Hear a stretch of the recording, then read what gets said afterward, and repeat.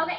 Marco's on Ellis keys. So we're beginning the nervous system, and with the nervous system, today's kind of an introduction and learning some of the parts. This is one of those times that, yes, we have to learn a little bit of anatomy, because otherwise it's not going to make any sense.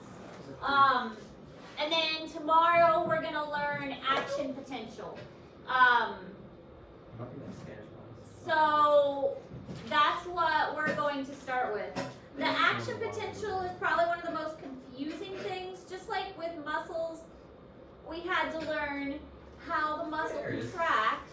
There he is. Hello.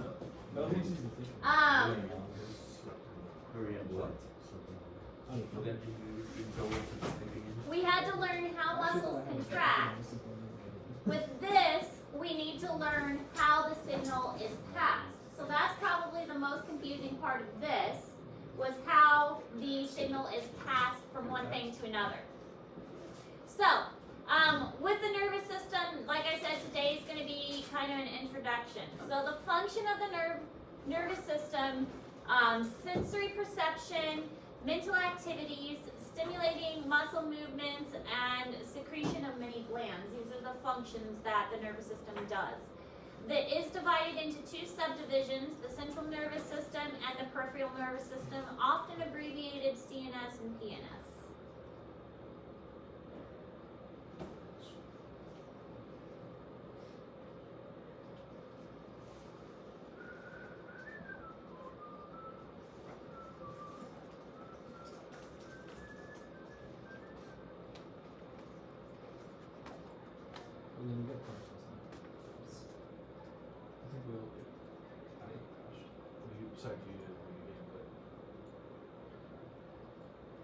I did make a couple mistakes. I was trying to not yell the whole time.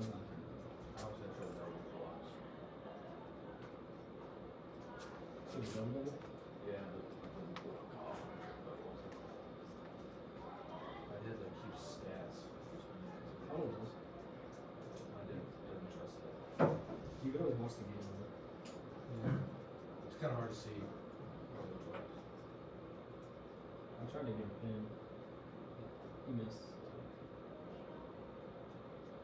Thinking more, so we should have probably a couple of things shooting us with direction 5 shooting us. Rating?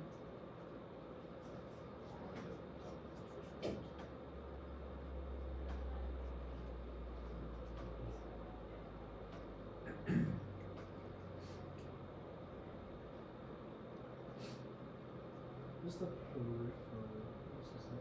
We'll talk about it. Hold the button. But central is mostly brain and spinal cord. Peripheral is everything else. I know what CNS is because it's this thing called RPR, train train. It wakes up your central nervous system.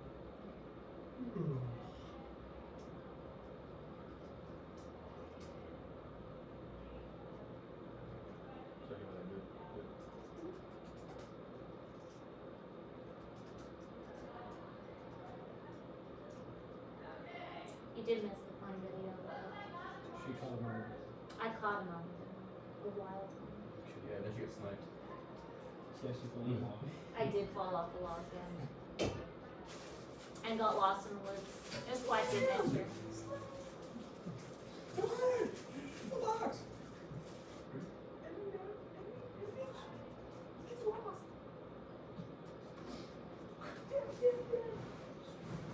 What if you could play VR for that? You can. So, it's just called basically PUBG. Here in VR. I played for VR, so yeah. You can play the game on Meta Quest 2 or 3. Oh, have you seen like that football game? The QB game? Yeah, my son plays it, and it's like, It's fun. it's really good. Yeah, I want to play that. It looks really It's fun. cool. The next hungry. If we have another one of those like afternoons where there's just like free time, I'll probably bring my MetaQuest. Who's that? VR I want to system. Poland. Hmm? Didn't we have one for Poland? What? Oh, that's Yeah.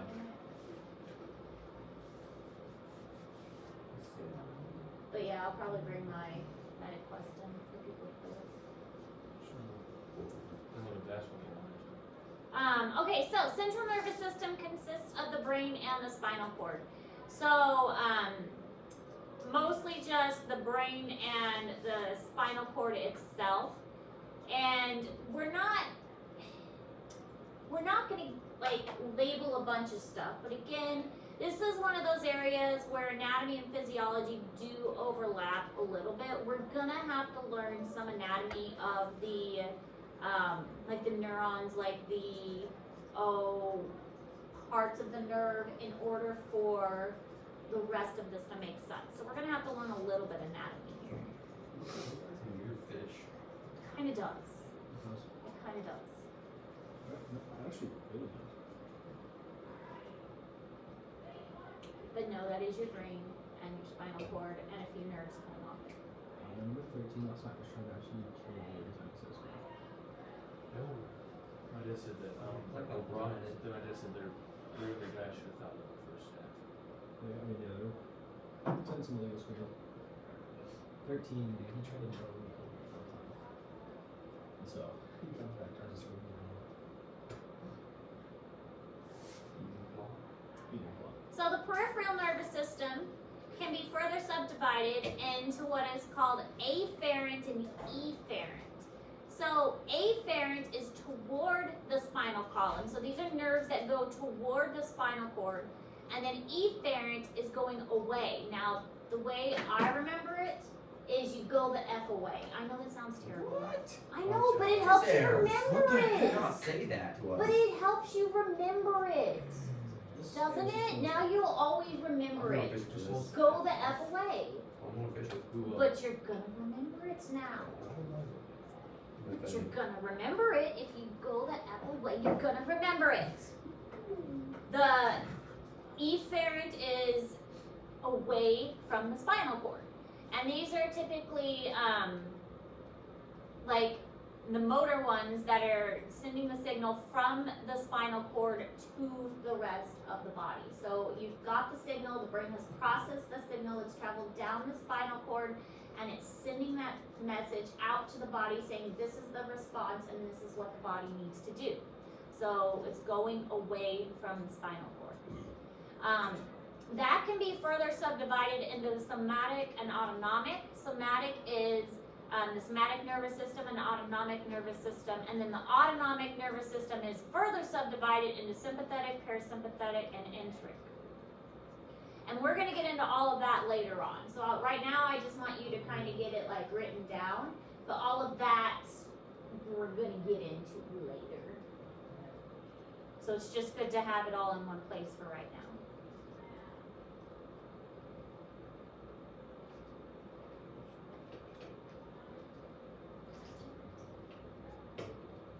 So anytime you're having trouble remembering something, I always encourage you to just take a step back and say, okay, what can I do to help me remember this?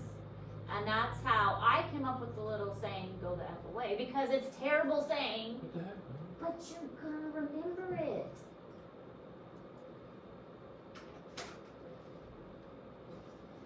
I wrote that in my notes. Like it's one of the options playing the game. But Why you remember it. who's off you right go the F away? It works. I'm getting the EF, so hopefully that's my safety.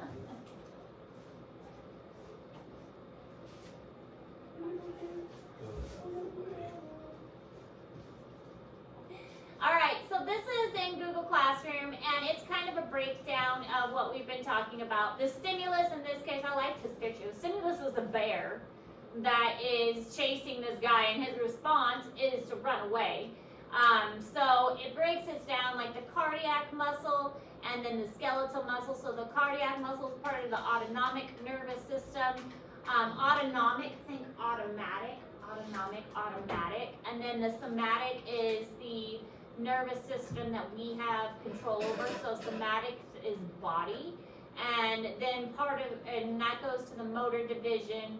and then the processing unit. So the processing is the central nervous system, and so that's your brain and your spinal cord, and then peripheral nervous system, that is the outer nerves that come off of the spinal cord.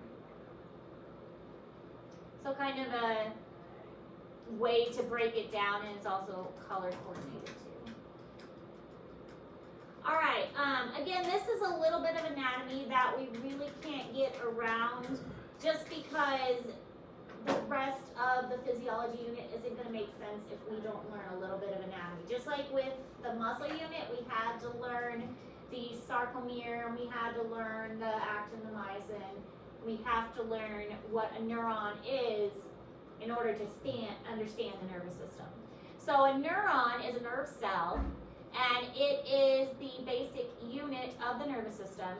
It's going to receive the stimuli and transmit it and pass the signal along. The signal is called the action potential, and we're going to learn more about the action potential and how it actually gets passed along. It is an electrical current. It's passed along by like a positive and a negative change, and that's by like these gated channels and a positive and a negative force that gets passed along. So the main parts of the nerve are a cell body, which obviously is the big chunk here. And then you have these dendrites. The dendrites are all of the little parts that come out of the cell body. And then usually one long axon. Now every now and then you've got another axon that are coming out, but typically there is one long axon. And then the axon is going to connect to something. Maybe it connects to another neuron, or maybe it connects to whatever is receiving the signal. So the way that the signal travels is it goes to the dendrites. The dendrites receive the signal, takes it to the nerve cell body, and then the nerve cell body passes it. This is called the axon hillox. The axon hillox transmits it to the axon, and then the axon passes it on. So it travels in one direction. That's important to understand, is it only goes in one direction.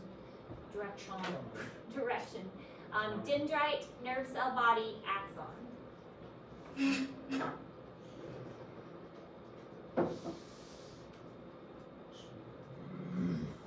Then you have what are called supporting cells, and there's various types of supporting cells. We're not going to get into all of them.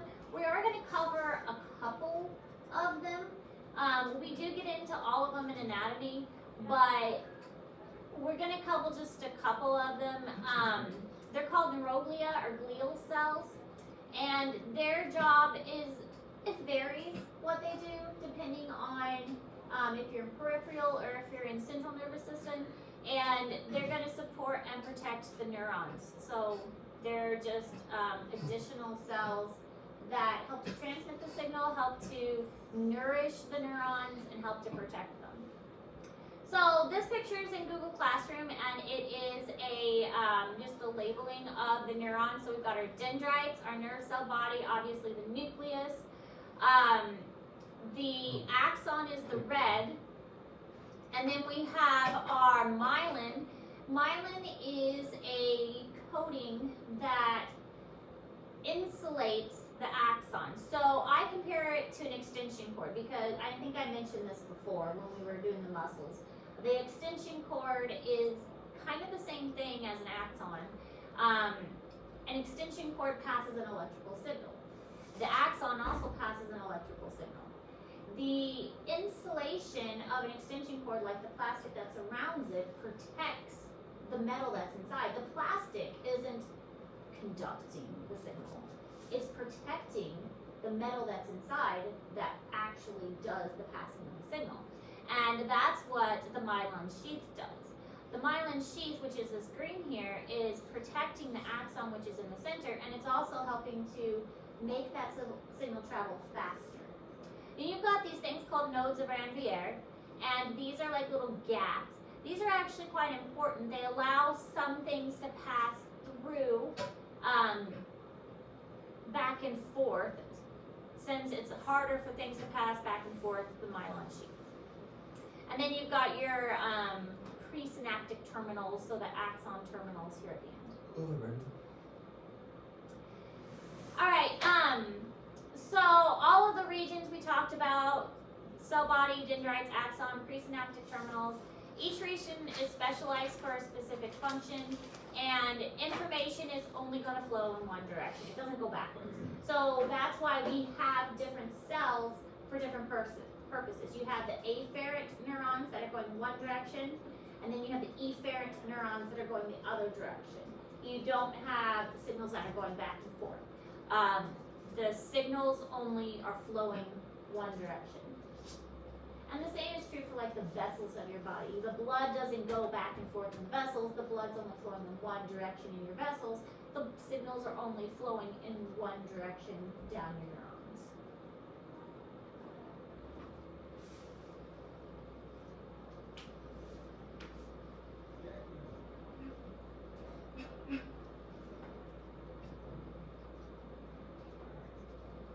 Afferent toward the central nervous system, efferent away from the central nervous system.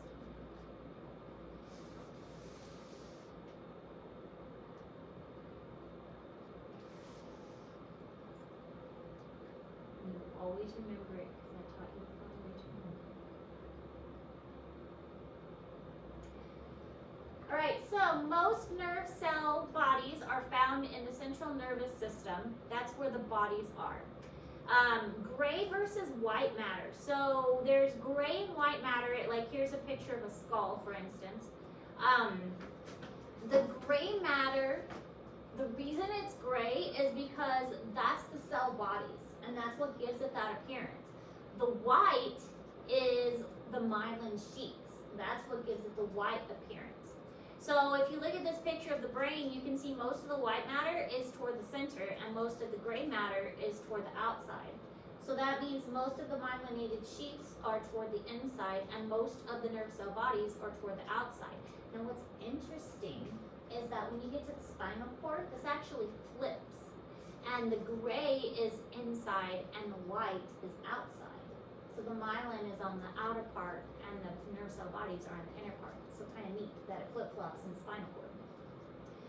But that's the reason that it has the appearance. The myelin produces this whiter color and the nerve cell bodies produce a gray color. The ganglion, and you might have a ganglion or a ganglia, is just a collection of nerve cell bodies outside the central nervous system. So you will sometimes have a collection of just a bunch of nerve cells that are together.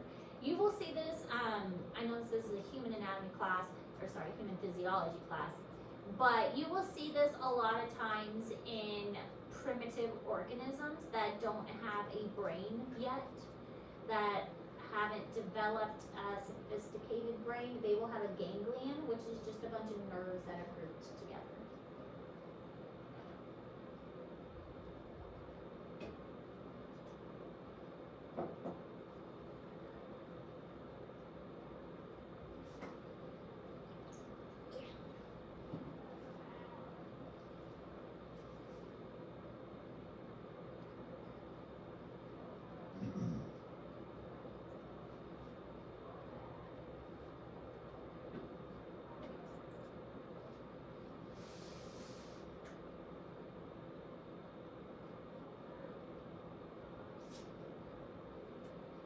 So the sensory or afferent ones carry impulses from the sensory receptors toward the spinal and the brain. So you feel something, okay? You feel a paper cut on your hand. That is a sense that you're feeling. And it travels from that paper cut that it hurts to your spinal cord, and your spinal cord carries it to your brain that says, ow, I have a paper cut.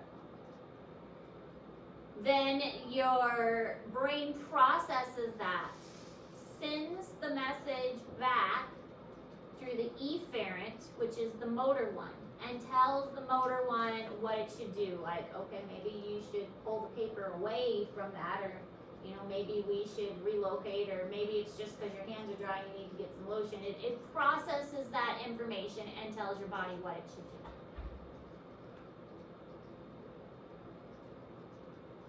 But there are two pathways One going toward, one going away. From the spinal cord, from the brain.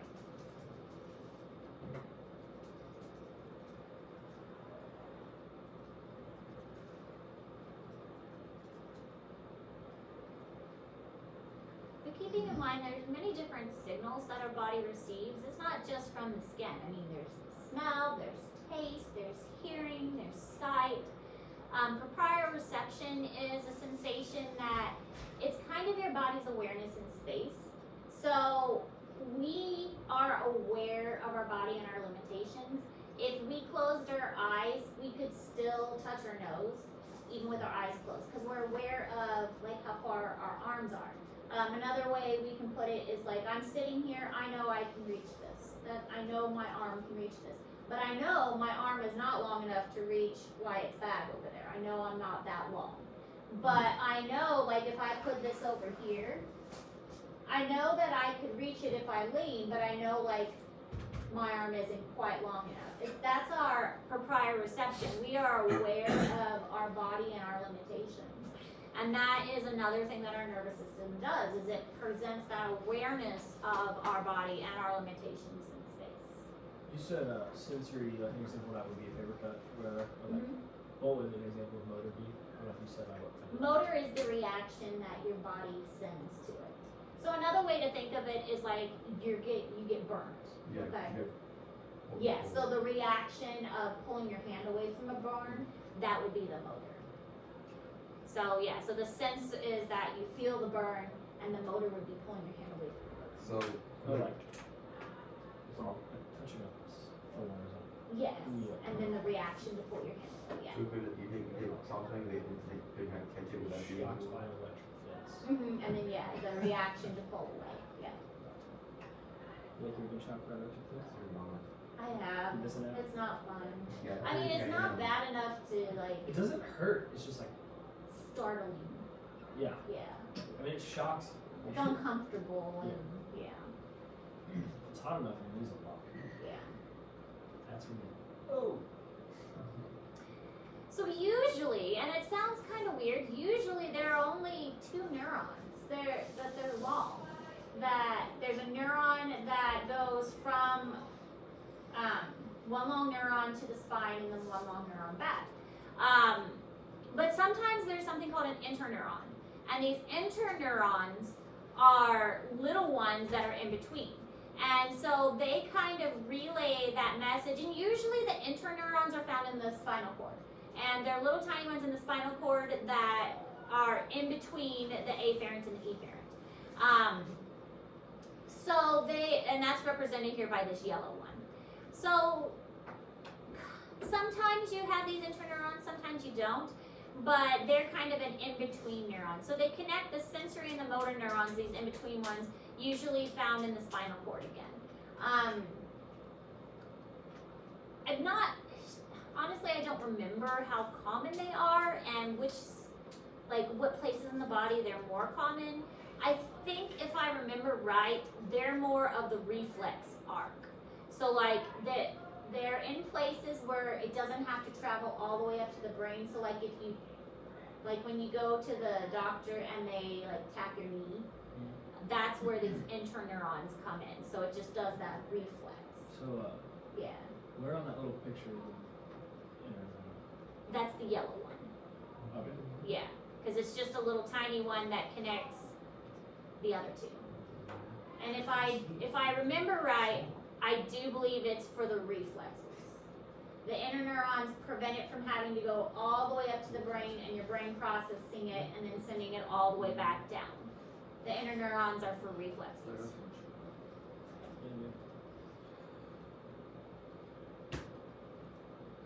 Oh, yep, there it is.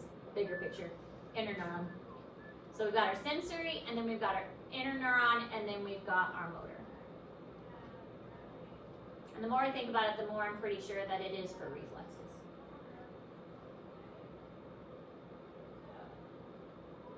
Same thing. So here we have our interneuron. Again, it's in the spinal cord.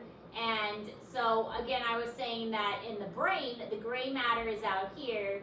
And in the spinal cord, it's flip-flopped. So these are mostly nerve cell bodies, and these are mostly the myelinated axons.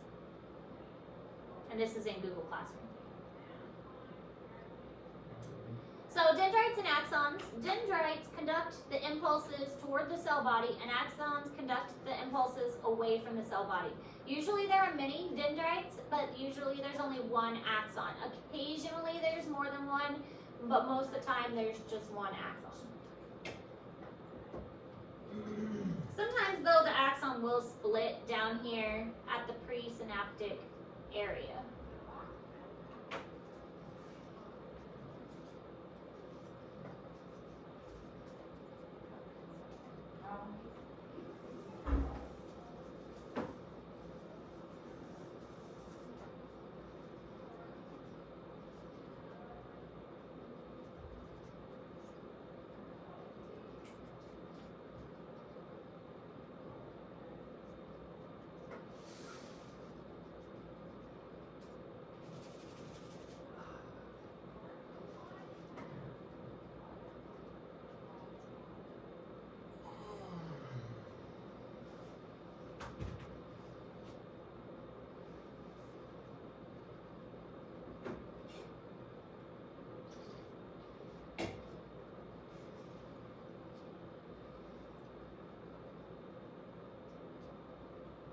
How many more slides do you have? I don't remember.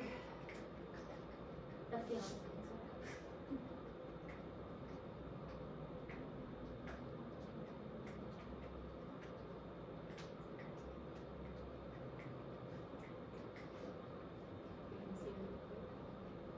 Quite a few.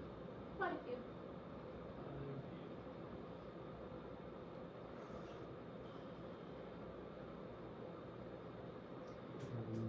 Dendrites are the receptive or input regions of the neuron.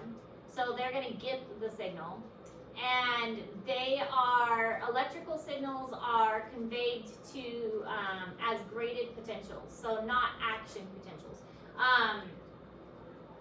So action potentials are a little bit different. The action potentials, they don't build up, it's just kind of flows. But graded potentials can build up over time. That's the difference. So graded potentials, they kind of can build up and build up and build up. But action potentials, it's just kind of like a continuous flow. Like imagine like a stream of water that's just flowing. Whereas a graded potential, imagine like a dam that's building up with it behind where it eventually will burst. That's the difference.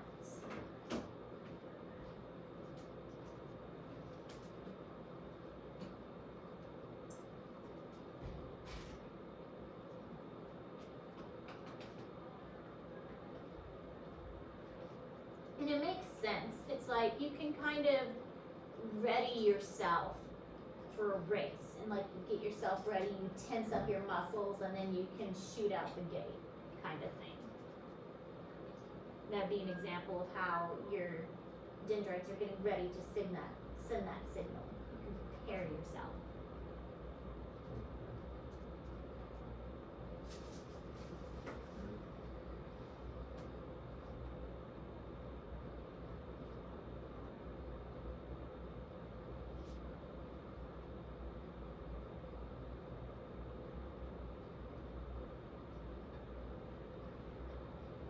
What's for lunch? Smells like lasagna or something. It's What did she say? green cheese steak, yeah.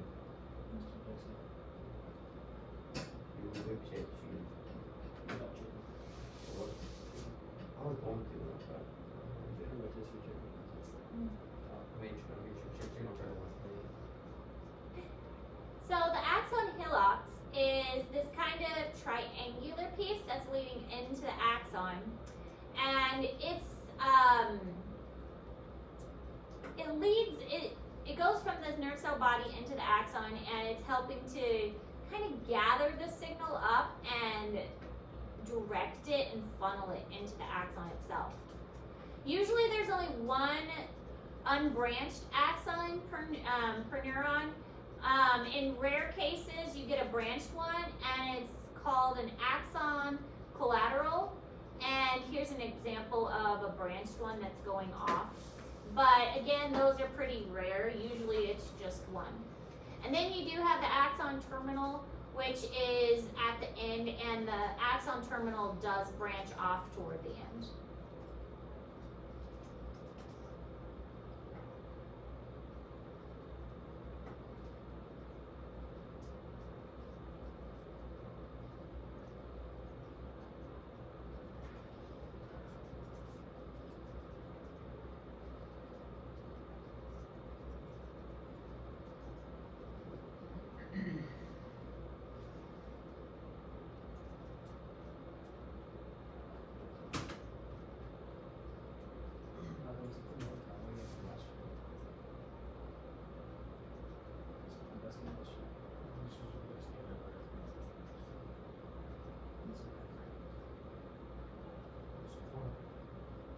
What do you think that was going The yesterday.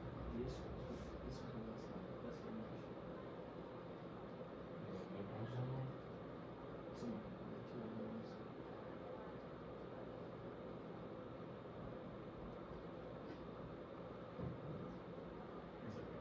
Good.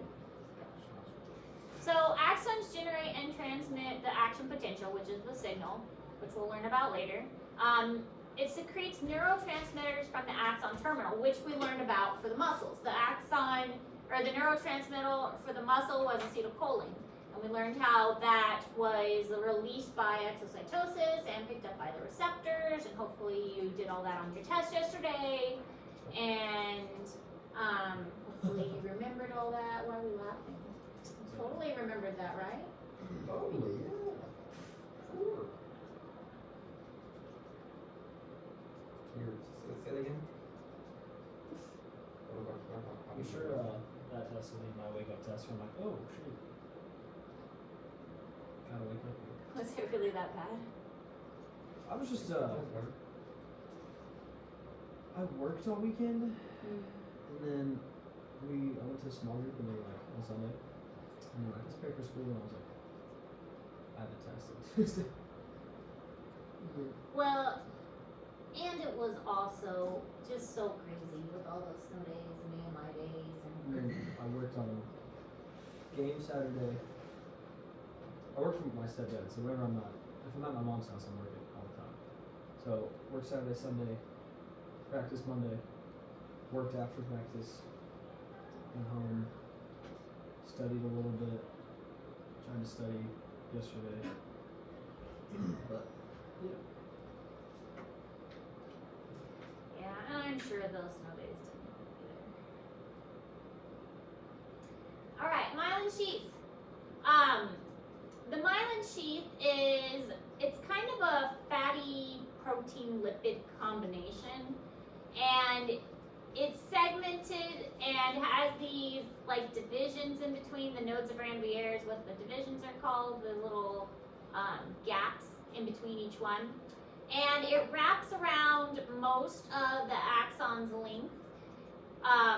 It is used for protection to help keep the axon safe. It is electrically insulated, so it helps the signal to travel faster, and it protects the fibers from one another, and it increases the speed and the impulse of the transmission. So it does a lot. It's important. If you have myelinated sheaths, you are considered an advanced organism, and your signals travel faster. Organisms that do not have myelinated sheaths usually are not as smart, is basically what it comes down to. You're smarter if you have myelin.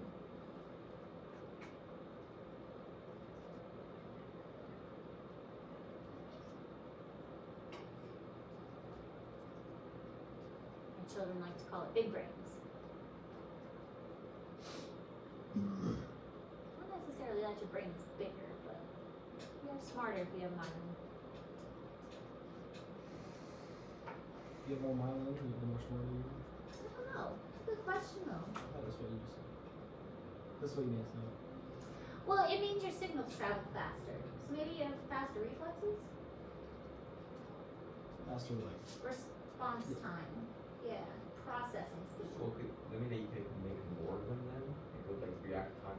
It's like you have a calculator brain. Yeah, you can process things fast. Yeah.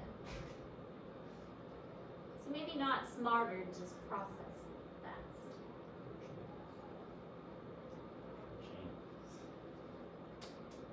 Drugging. Would be a good study, I think. I'm sure somebody's already done a study like that.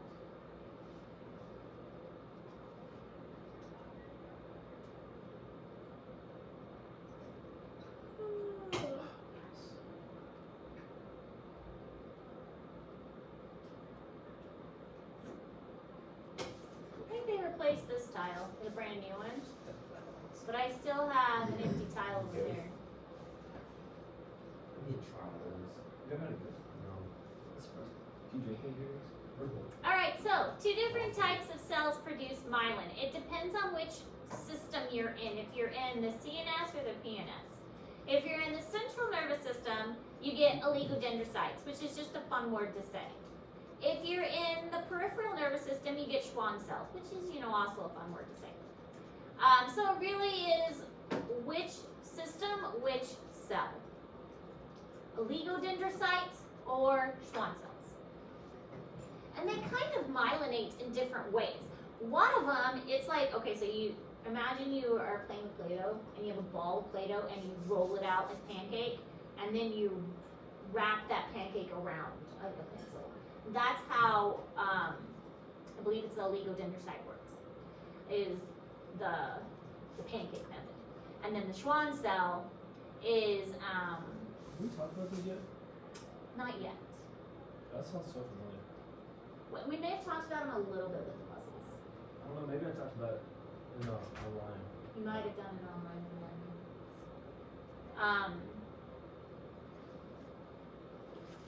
Maybe I had it backwards.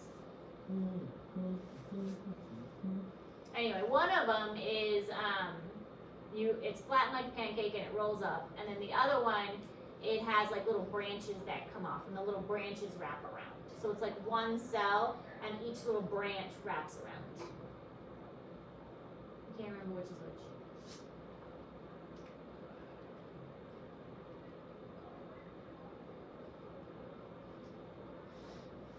I'm thinking it's the Schwann cell that's pancake now.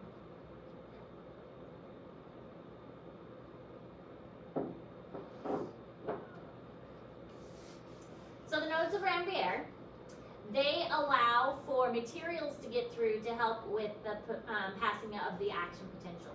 So they are really important that you have these little gaps in between. The sodium-potassium pumps, we're going to talk about those. They're really important. That's how the signal moves. Sodium and potassium are positive, but the charges changes, and that is what allows the action potential to change. So the gaps in the myelin sheaths between the Schwann cells or the oligodendrocytes allow that signal to change and changes the positive versus the negative. So this is called saltatory conduction, is the electrical impulse skipping from one node to the other. And you can kind of see that here. It's skipping from node to node.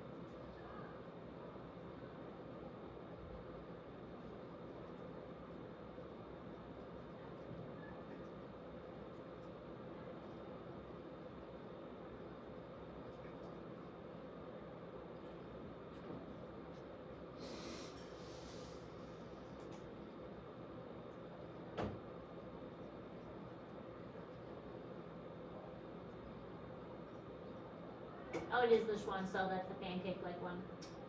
So the Schwann cell it's flattened and it wraps around, so it encloses the axon with a plasma membrane, and it's like concentric layers of the membrane make up the myelin sheath. So again, imagine like a flattened pancake-like, and then you roll it up around it, and it makes like many layers around it, and that's what the Schwann cell is doing. So the oligodendrocyte is the one that has like the branching off. So the remaining nucleus and cytoplasm of a Schwann cell is called the neurolema. So the neurolema is like the extra.